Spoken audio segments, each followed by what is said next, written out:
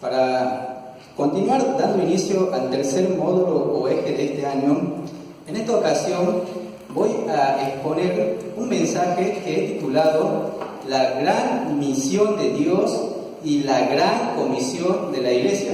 Y sé que tal vez el título le pueda resultar un poco extenso, pero espero que a lo largo de este tiempo que vamos a compartir hoy y el próximo sábado podamos entender por qué le puse ese título. Ahora, este título es La gran misión de Dios y la gran comisión de la Iglesia. Vamos a contemplar este mensaje y lo vamos a hacer a la luz de las conocidísimas palabras del Señor Jesucristo en Mateo, capítulo 28, versículos 18 al 20. Para ello, les voy a pedir, por favor, que abran su Biblia en este pasaje, en el cual me gustaría que lo podamos leer del mismo modo en el que cantamos hace un momento, o sea, a una sola voz. No sé si ya lo tienen al pasaje, así todos juntos podemos leerlo. Lo leamos a una sola voz. ¿Lo tienen todos? ¿Sí? Bien. Comencemos entonces a la 1, a las 2 y a las 3. Y Jesús se acercó y les habló diciendo... ¿No escucho? A ver. ¿No escucho a nadie, creo? ¿No me están acompañando? Vamos de nuevo. Y Jesús se acercó y les habló diciendo... Toda potestad me es dada en el cielo y en la tierra. Por tanto, id y haced discípulos a todas las naciones, bautizándolos en el nombre del Padre y del Hijo y del Espíritu Santo, enseñándoles que guarden todas las cosas que os he mandado, y he aquí yo estoy con vosotros todos los días hasta el fin del mundo. Muchas gracias. Vamos a leer una vez más la primera parte del versículo 19. Por tanto, id y haced discípulos a todas las naciones. Bueno, es indudable que el 2020 pasará a la historia como uno de los años más difíciles que nos ha tocado vivir como generación de esta civilización.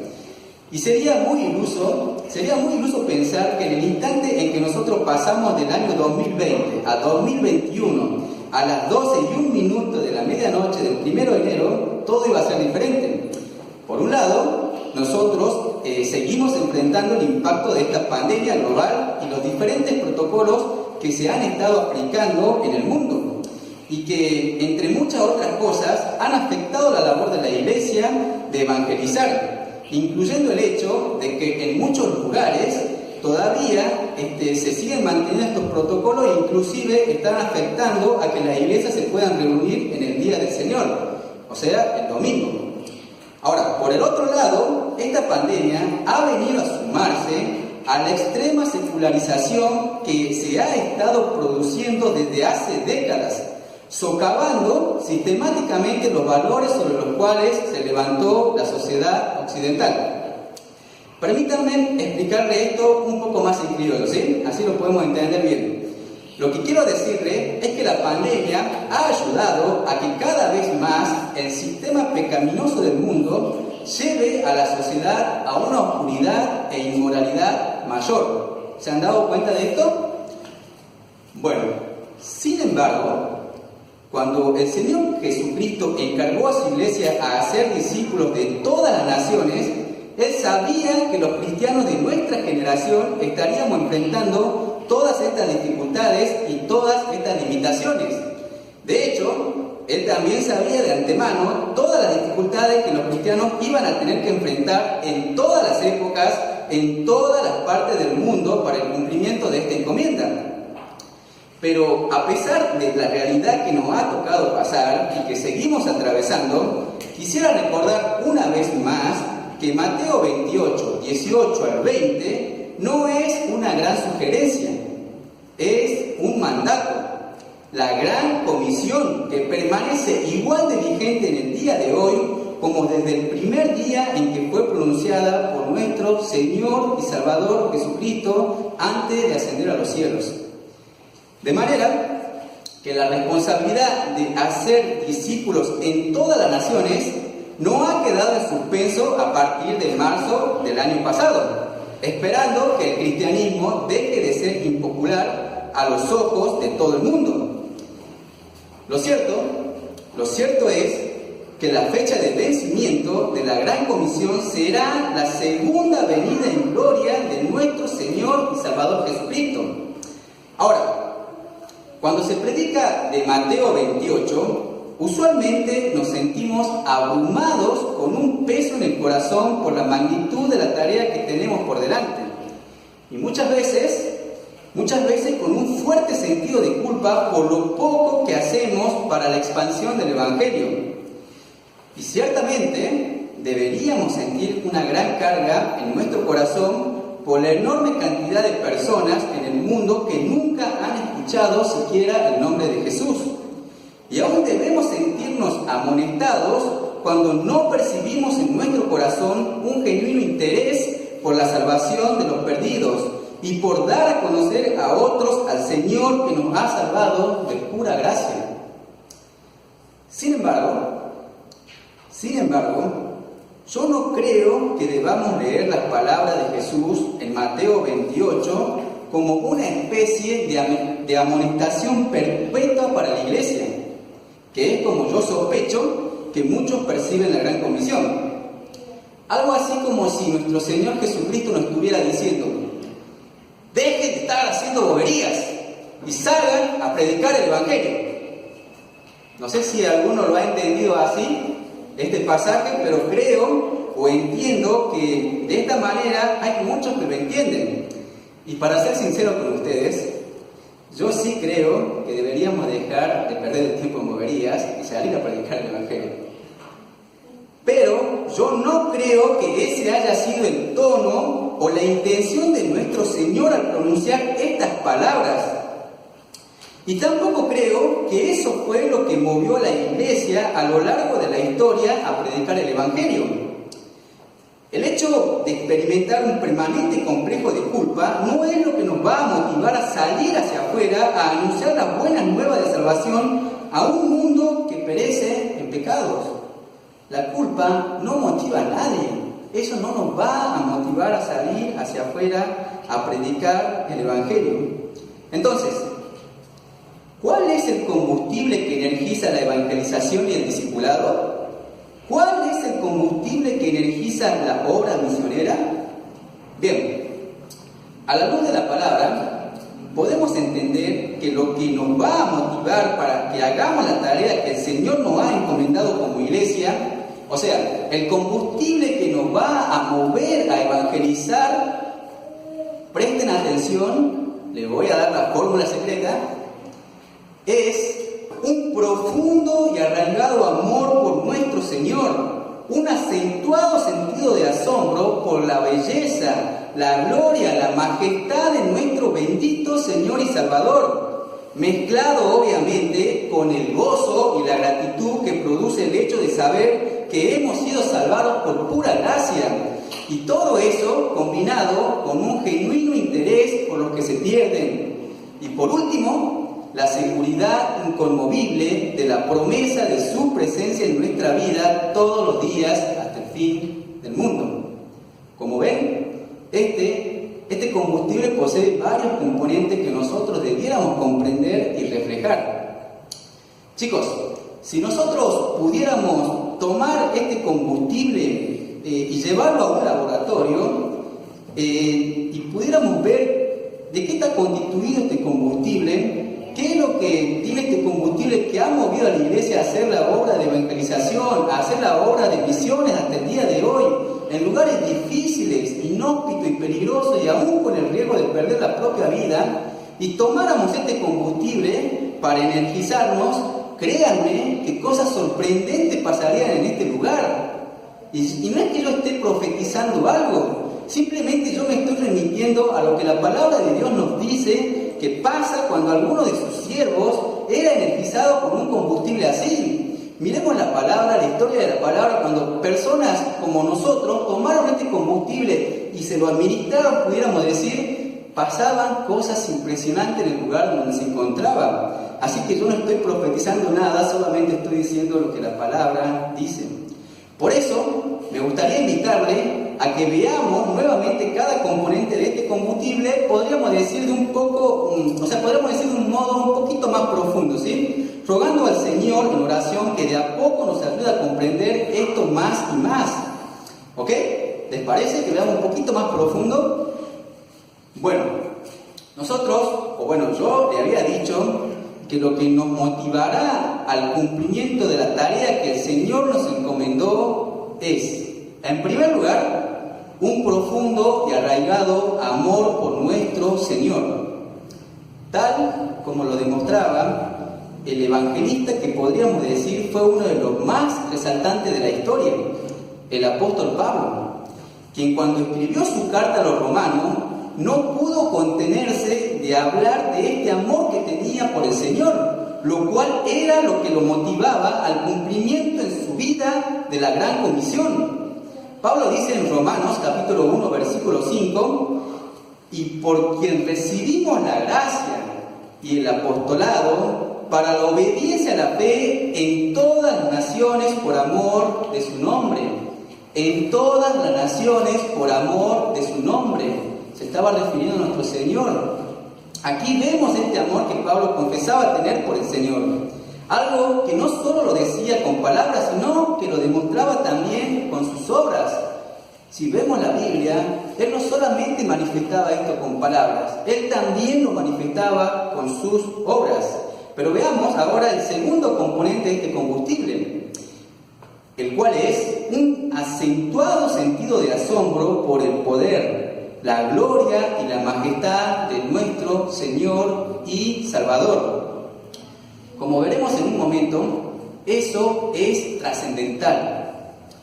Yo creo que la razón por la que nosotros no salimos a evangelizar como debiéramos es porque no admiramos lo suficiente a nuestro Señor. Ya que todos hablamos de lo que admiramos, ¿o me equivoco? Creo que no. Así que en lugar de tener un sentido de culpabilidad eterna, más bien debiéramos tener un acentuado sentido de asombro por el poder, la gloria, la majestad, la hermosura de nuestro Señor y Salvador Jesucristo. Pasamos rápidamente al tercer componente de este combustible, que es el gozo y la gratitud que produce el hecho de saber que hemos sido salvados por ese gran Dios y Salvador de pura gracia. Hace un momento nosotros cantamos la canción Glorioso Intercambio. Pregunto, y me gustaría que ustedes lo puedan considerar en su mente y corazón. Díganme si al haber cantado esa canción no se encendía un fuego de gozo y gratitud por la obra que nuestro Salvador hizo, que hizo por nosotros, por ti, por mí. Mientras nosotros entonábamos esta alabanza, realmente esta canción me llevó a percibir ese fuego del gozo y la gratitud por nuestro Señor, porque al comprender la obra de redención que nuestro Señor hizo por nosotros, eso no puede pasar desapercibido, ya que lo que sucede en lo más profundo de nuestro corazón brotará hacia afuera de nosotros como ríos de agua viva, nos dice nuestro Señor en Juan capítulo 7, versículo 38. Ahora, pasemos al cuarto componente. Habíamos dicho, el cuarto componente es un genuino interés por los que se pierden. Dicho de otra manera, un verdadero amor por los que se pierden. Hombres y mujeres creados a la imagen de Dios que tristemente se encuentran muertos en sus delitos y pecados. Y por último, veamos el quinto componente de este combustible, el cual es la seguridad inconmovible en la promesa de su presencia en nuestras vidas todos los días hasta el fin del mundo. ¿Vieron esto? Es un combustible compuesto de varias cosas. Yo creo que que eso es lo que nos moverá a salir de nuestra zona de comodidad para llevar el Evangelio hasta lo último de la tierra, sin importar el costo que tengamos que pagar por ello. Y mi propósito en esta ocasión es que cada uno de nosotros aquí pueda ser atrapado por esta correcta perspectiva de la Gran Comisión. Podamos ser atrapados por la correcta perspectiva de la Gran Comisión. Quiero hablarte a ti, mis hermanas, mis hermanos. De nada nos sirve estar aquí y escuchar acerca del Evangelio, escuchar acerca del evangelismo, si no estamos dispuestos a salir afuera y predicar el Evangelio. De nada va a servir todo este tiempo en que estemos considerando el tercer eje del año, que tiene que ver con la Gran Comisión, si no somos movidos a cumplirlo. De nada nos va a servir el llamado a no callar si no estamos dispuestos a hablar del Evangelio. De nada nos va a servir si eso sucede aquí. Se cuenta que algunas personas criticaban a Moody. Él era un evangelista del año 1800 y lo criticaban por su forma de predicar el Evangelio. Y ciertamente podemos analizar teológicamente la manera que Moody predicaba. Pero él dijo en una ocasión lo que yo quiero decirle en esta noche.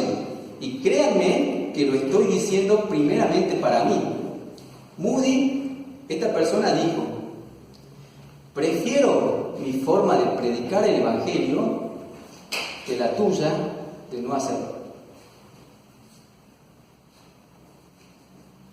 Chicos, de verdad no nos sirve de nada estar aquí sentados cómodamente en este lugar y oír hablar acerca del evangelismo si al final del año no hemos siquiera salido a predicar. Es mi deseo y fue mi oración y sigue siendo mi oración que al iniciar este módulo sobre no ser indiferentes con las personas del mundo, que cada uno de nosotros pueda ser atrapado por la correcta perspectiva de la Gran Comisión, de modo que salgamos de aquí esta noche totalmente energizados y determinados a llevar a cabo la tarea que el Señor nos ha encomendado. Por ello, mi intención en esta noche es presentar cada uno de los elementos que componen la Gran Comisión, anticipándoles que hay al menos 3 enseñanzas en este pasaje que son de vital importancia para desarrollar en el creyente, o sea, en ti, en mí, un arraigado, o mejor dicho, una convicción de por qué tenemos que salir a predicar el Evangelio. Y como no quiero cansarlos, porque muchos de los que estamos aquí ya venimos desde las 5 de la tarde más o menos, en esta noche, en lo que me queda de tiempo, solo vamos a meditar en la primera de las enseñanzas de este pasaje. Así que pasemos a considerar esta primera enseñanza, la cual es que la suprema autoridad de Jesús es lo que define y lo que sustenta la tarea de la Gran Comisión. Esta es la primera enseñanza que tenemos en el pasaje que leímos al principio. Chicos, nosotros no podemos saltar directamente al versículo 19 de Mateo sin pasar por el versículo 18. No, nosotros no podemos hacer ese salto, porque ¿qué dice el texto? Vamos de nuevo a Mateo 18. Toda potestad me es dada en el cielo, en la tierra. Por tanto, debido a esa realidad, id y haced discípulos a todas las naciones. Hay una conexión aquí entre lo que es la autoridad de Jesús y el cumplimiento de la Gran Comisión que nosotros no podemos pasar por alto. Nosotros debemos salir a hacer discípulos a todas las naciones, sabiendo que al Señor Jesús le fue conferida toda autoridad en el cielo y en la tierra. Ahora, eso nos puede crear un problema en nuestras mentes, para nosotros que creemos que Jesucristo es Dios, ya que esto nos puede llevar a preguntarnos: ¿no tenía Jesús esa autoridad desde siempre? ¿O por qué Jesús dice después de su resurrección que le había sido dada toda autoridad en el cielo y en la tierra? No sé si alguna vez se han hecho esa pregunta, porque tenemos que entender que Jesús es la segunda persona de la Trinidad. Creo que ya todos sabemos eso. Ahora, en todo caso, ¿quién le confirió a Jesús esa autoridad? ¿Y por qué era necesario que fuera investido de una autoridad que él ya tenía como Dios? No sé si alguna vez te he hecho esa pregunta, pero te invito a que podamos pensar un poquito en estas preguntas. Ahora, no se preocupen, vamos a ir respondiendo estas preguntas, pero para poder dar respuesta a esta interrogante, lo primero que debemos hacer es colocar la gran comisión en el contexto de la gran historia de la redención que se narra en todas las Escrituras, ya que llegar directamente a Mateo 28 para comprender la misión que se le ha encargado a la iglesia es como comenzar a ver una película por la mitad y no vamos a entender de qué se trata. Yo no sé cuánto hay aquí que les gusta ver películas, pero no sé, que levanten la mano. ¿Cuánto les gusta ver películas? ¿Les gusta ver cuando ya la película está empezada por la mitad? Creo que a nadie, bueno, excepto Isaac. A Isaac le gusta. O sea que nunca he juntado con Isaac en películas, así que eso no quiere decir. Pero bueno, lo que quiero que nosotros entendamos es que precisamente no podemos llegar directamente a Mateo sin haber considerado toda la historia de la redención, porque si no, no vamos a entender nada, porque hay toda una historia detrás de Mateo 28. Y es una historia que comienza en Génesis capítulo 1. Si nosotros queremos entender la gran comisión, no podemos empezar en Mateo, tenemos que empezar en Génesis. Así que les invito a que vayamos para allí. ¿Sí? Génesis capítulo 1, versículos 26 al 28.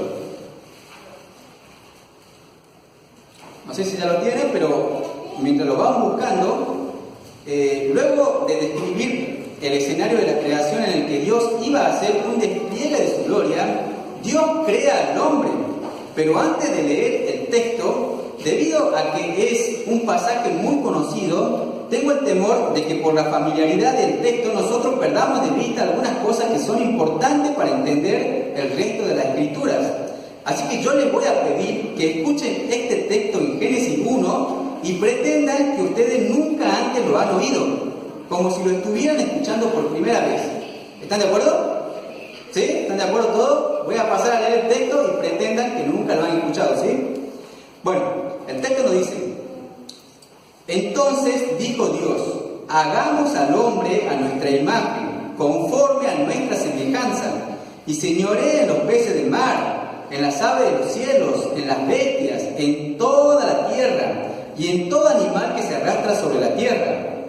Y creó Dios al hombre a su imagen, a imagen de Dios lo creó, varón y hembra lo creó. Y lo bendijo Dios y les dijo: fructificad y multiplicaos, llenad la tierra y sojuzgadla, y señorad en los peces del mar, en las aves de los cielos, y en todas las bestias que se mueven sobre la tierra. Bueno, este pasaje nos habla de Dios creando al hombre y la mujer a su imagen y semejanza. Y hay una intención obvia de Moisés, que fue quien escribió este libro, cuando dice en los versículos anteriores que los animales fueron creados según su género, según su especie, según su naturaleza, pero luego dice que el hombre y la mujer fueron creados según Dios, o sea, conforme a la imagen de Dios. Quien los creó, y escuchen bien esta parte, quien los creó con el propósito de que esa primera pareja de esposos llenara la tierra de imágenes vivientes de Dios, para que esas imágenes vivientes de Dios regadas por todo el planeta rigieran la tierra, fueran corregentes con Dios, bajo la autoridad de Dios y para la gloria de Dios. Y les voy a pedir que guarden esta información en el disco duro, porque es extremadamente importante que nosotros entendamos esto para comprender la Gran Comisión, porque la Gran Comisión se encuentra íntimamente relacionada con la responsabilidad que Dios le dio al hombre desde el principio y que fue saboteada por Satanás en Génesis capítulo 3. Una vez más les recuerdo, guardemos esta información que les dije hace un momento, guárdenla en el disco duro, para que podamos así comprender a la luz de la palabra lo que quiero que en esta noche podamos entender. Ahora, creo que la mayoría conoce la historia de la caída, ¿o me equivoco? ¿La mayoría conoce la historia de la caída? ¿Alguna vez la han escuchado? Bueno, Adán y Eva cedieron a la tentación de querer actuar como seres autónomos, o sea, ser independientes de Dios. Y por causa de su pecado, la imagen de Dios en nosotros quedó estropeada. No completamente aniquilada o eliminada, pero sí estropeada. La imagen de Dios quedó distorsionada en nosotros. Ahora parece que no se va a cumplir el propósito de Dios. ¿Y cuál era ese propósito? ¿Lo recuerdan? ¿Cuál era el propósito? ¿Cómo? Exactamente. El propósito de Dios por el cual creó a la primera pareja era precisamente llenar la tierra de imágenes vivientes de Dios. Ahora, para que podamos entender un poquito mejor esto, me gustaría que nos hagamos una pregunta. Ante esta realidad que acabamos de plantear, yo les dije que Dios tenía un propósito, pero por causa de la caída, por causa del pecado, pareciera que este propósito no se va a cumplir. Pero ¿saben qué? ¿Saben qué? El diablo nunca se puede salir con la suya, porque Dios es Dios. Así que en vez de terminar a la raza humana, que dicho sea de paso, Dios en toda justicia pudo haberlo hecho, pero no hizo eso. Y gloria a Dios por eso, porque más bien Él en Génesis capítulo 3, versículo 15, promete redención a través de un Salvador, que iba a ser un hombre, un ser humano, un redentor, una persona nacida de mujer, un hombre como nosotros, como tú o como yo. El segundo Adán, o el postrer Adán, como le llama Pablo al Señor Jesucristo, en 1 Corintios capítulo 15, versículo 45. Y ese postrer Adán habría de revertir todos los efectos de la caída, incluyendo el hecho de restaurar en nosotros la imagen de Dios que quedó distorsionada por causa del pecado. Por eso yo les mencionaba que teníamos que ir al principio para que podamos entender todo lo que tiene que ver con la Gran Comisión. Y esto realmente es muy impresionante. Yo pregunto, ¿este no puede ser la razón suficiente para amar a Dios con un amor profundo? ¿Con un amor profundo? Pero sigamos. Más adelante, en la historia redentora, Dios escoge a un hombre llamado Abraham, a quien le promete darle descendencia y bendecir a través de él a toda la familia de la tierra. Así que lo que Adán perdió en el paraíso iba a ser recobrado por este descendiente de Abraham, que no es otro que nuestro bendito y Salvador Jesucristo, como dice Pablo en Gálatas capítulo 3, versículo 16. Allí Pablo dice: ahora bien, las promesas fueron hechas a Abraham y a su descendencia. Acá lo plantea en singular, no dice y a sus descendencias, esto es plural, como refiriéndose a muchas, sino más bien a una, y a tu descendencia, es decir, Cristo. Cristo es el gran descendiente de Abraham, que obedeció perfectamente la ley en nuestro lugar desde la cuna hasta la tumba, lo que ni Adán ni ningún otro ser humano ha podido ni podrá hacer jamás. Y luego dice que murió por nuestros pecados, murió como nuestro sustituto, cargando nuestra culpa en la cruz. El gran intercambio del que cantamos hace un momento, para luego resucitar al tercer día y ascender a los cielos, donde ahora está sentado a la diestra del Padre, sobre todo principado y autoridad, sobre todo poder y señorío, y sobre todo nombre que se nombra no solo en este siglo, sino también en el venidero. Esto realmente es impresionante porque nos está reflejando realmente el poder que tiene nuestro Señor, la autoridad que tiene nuestro Señor para hacer las cosas. Ahora, ¿saben lo que esto significa? No sé si pueden llegar a dimensionar lo que esto significa. Que ahora hay un hombre sentado en el trono de Dios. Hay un hombre que también es Dios sentado a la diestra del Padre, el postrer Adán, a quien el Padre le ha conferido una autoridad infinitamente superior a la que Adán perdió en el paraíso. Jesús de Nazaret, el Hijo de María, fue entronado en los cielos y ahora gobierna sobre todo el universo como Rey de reyes y Señor de señores. se humilló hasta lo sumo, haciéndose obediente hasta la muerte y muerte de cruz. Pero la historia no terminó allí, dice Pablo. En Filipenses capítulo 2, Pablo nos dice que Dios también lo exaltó hasta lo sumo y le dio un nombre que es sobre todo nombre, para que en el nombre de Jesús se doble toda rodilla de los que están en los cielos y en la tierra y debajo de la tierra, y toda lengua confiese que Jesucristo es el Señor, para la gloria de Dios el Padre. Ahora, yo no sé si esto realmente te está produciendo este acentuado sentido de asombro, porque esto es impresionante. Esto no lo vas a escuchar en ningún otro lado. Esto solamente lo podemos ver aquí en la palabra de Dios, y es totalmente impresionante. Pero si por la duda todavía esto no ha causado un asombro en ti, permítame explicárselo un poco más, ¿sí? Miren, siempre se ha dicho que el mejor comentario de la Biblia es... ¿Cuál es el mejor comentario de la Biblia? ¿Alguien se anima a decir? El que no se hace. No. El mejor comentario de la Biblia es la Biblia.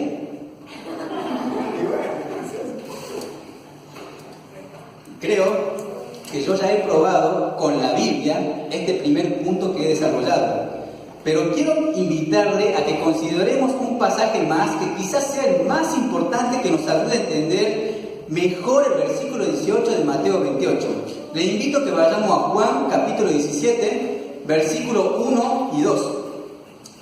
En este caso, nosotros tenemos las palabras del mismo Señor Jesucristo.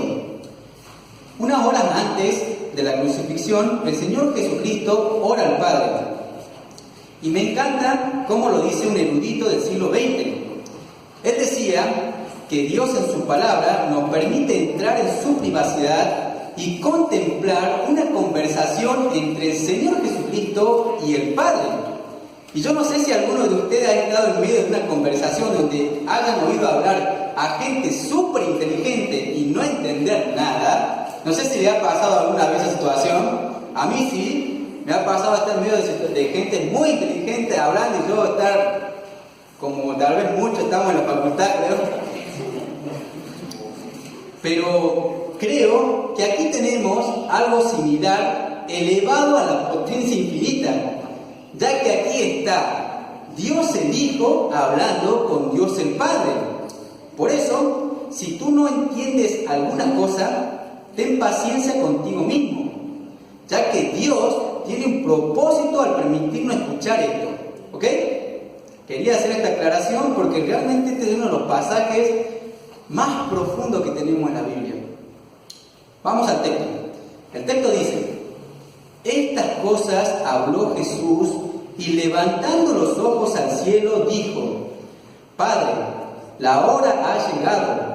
Glorifica a tu Hijo para que también tu Hijo te glorifique a ti. Y ahora escuchen: como le has dado potestad sobre toda carne, ¿no le suena a toda potestad me es dada en el cielo y en la tierra?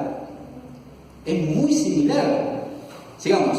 Por cuanto le has dado potestad sobre toda carne, para que dé vida eterna a todo lo que le diste.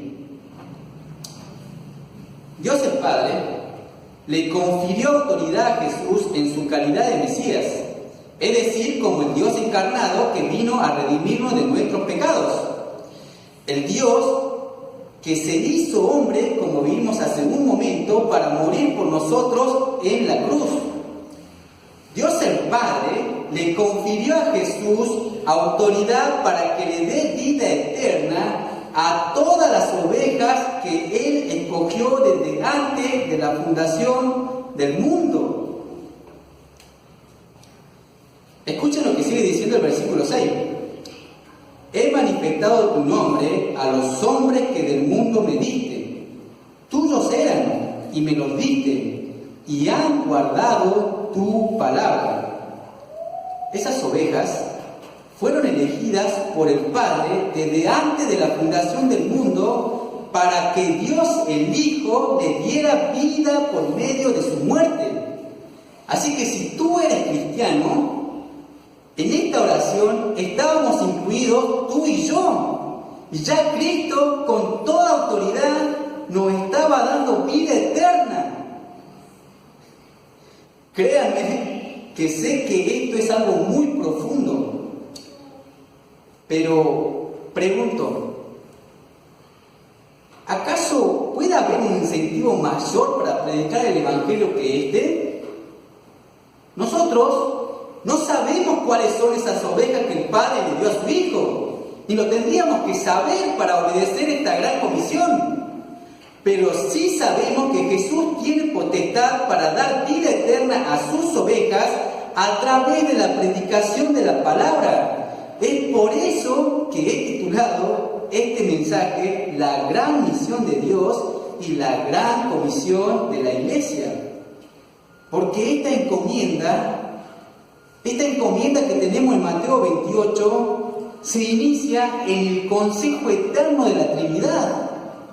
Sé que lo que le acabo de decir es muy profundo y muy posiblemente no lo podamos comprender en su totalidad, pero realmente aquí encontramos un incentivo impresionante para predicar el Evangelio.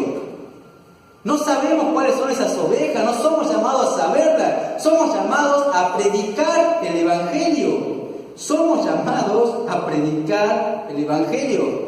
Y si realmente esto no te ha causado el sentido de asombro que hablamos, que tiene el combustible, que energiza precisamente para la tarea que nos está llamando Dios, yo no sé qué más te puede asegurar. Porque esto que acabamos de contemplar es impresionante. Bueno, con todo esto que hemos visto, para resumir un poco, lo que le estoy diciendo es que es esa la realidad que se encuentra detrás de la palabra de Mateo 28, 18. Toda potestad me ha sido dada en el cielo y en la tierra.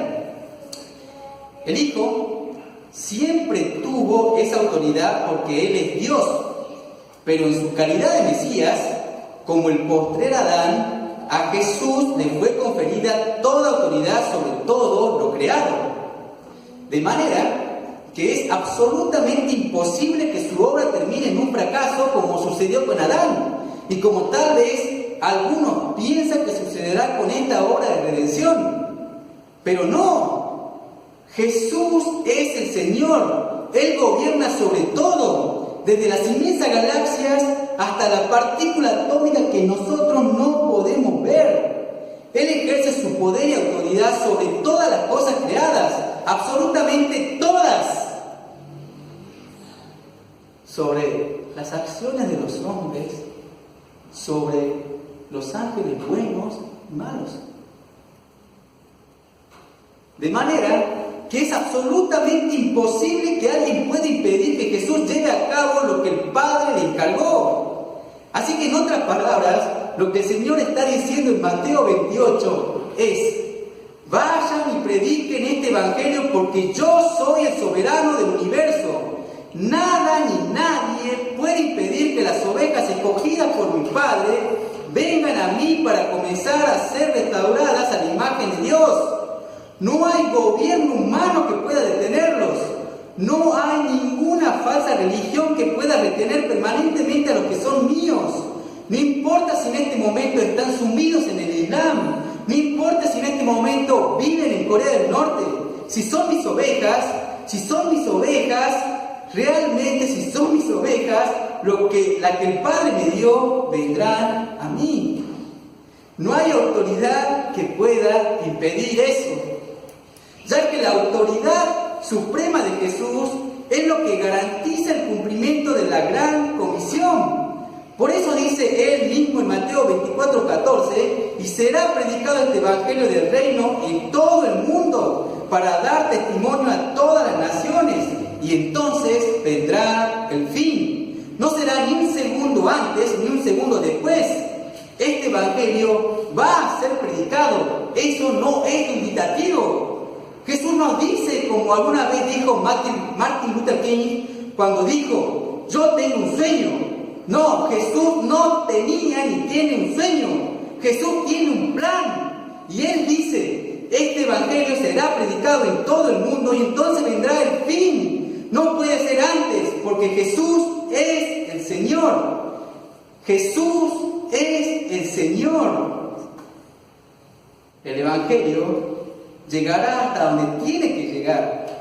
Es por eso que nosotros podemos salir a proclamar con toda confianza este Evangelio, sabiendo de antemano que al final de la historia, los escogidos del Padre de toda tribu, pueblo, lengua y nación estarán allí delante del trono del Cordero, como nosotros tuvimos cantando a gran voz: el Cordero que fue inmolado, digno es de recibir el poder, las riquezas, la sabiduría, la fortaleza, el honor, la gloria y la alabanza. Él es digno.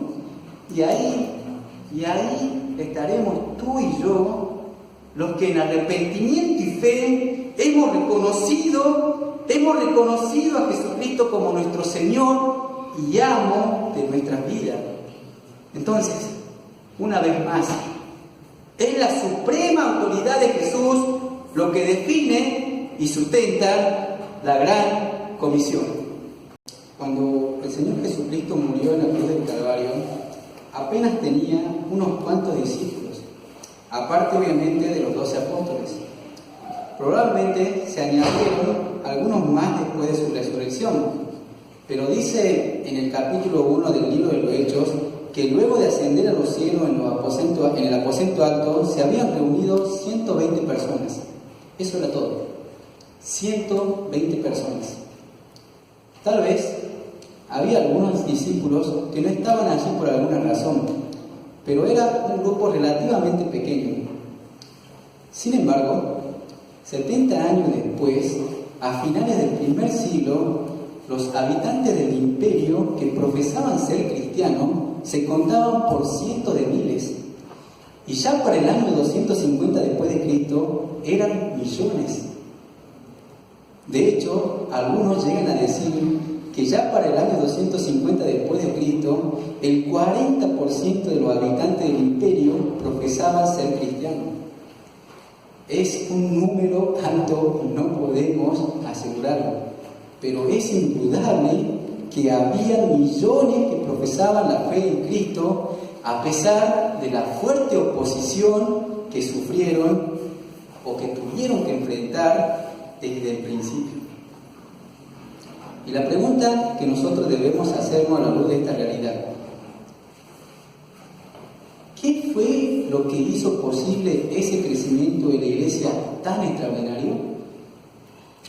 ¿Qué fue eso que hizo posible ese crecimiento tan extraordinario? Bueno, la respuesta más obvia es que Jesús estaba cumpliendo lo que Él había prometido en Mateo 16:18. Yo edificaré mi iglesia y las puertas del Hades no prevalecerán contra ella. Es Dios en su soberanía que hace eficaz la predicación del Evangelio. Recordemos, a Jesucristo se le ha conferido toda autoridad en los cielos y en la tierra. Es esa realidad la que comienza por energizarnos a nosotros en el cumplimiento de la gran comisión. Sin embargo, nosotros sabemos por las Escrituras que Dios usa medios para llevar a cabo su obra. Y en este caso en particular, es indudable que es a través de la predicación del Evangelio, en el poder del Espíritu Santo, por medio de criaturas débiles como tú y como yo, que Cristo continúa llevando a cabo su plan de redención. Yo, la verdad que no sé si estás llegando a dimensionar esto que te estoy diciendo. Yo no sé si estás llegando a dimensionar el lugar de privilegio en el que nos encontramos al ser parte del plan de Dios, ser parte de los propósitos de Dios. Pero esto es algo que los primeros cristianos tomaron muy en serio. Podríamos decir que fueron energizados con el combustible del que hablamos al principio, cumpliendo así las palabras de Jesús en Mateo 18. Y pues y haced discípulos a todas las naciones. ¿Estás tú? ¿Estoy yo dispuesto a hacer lo mismo? ¿Estás tú? ¿Estoy yo dispuesto a responder al llamado a no callar? ¿Estás tú? ¿Estoy yo realmente dispuesto a llevar a Cristo como bandera a todo lugar? ¿Estamos dispuestos? ¿Estamos dispuestos? Todo sea para la gloria de nuestro bendito Señor, Salvador, Jesucristo.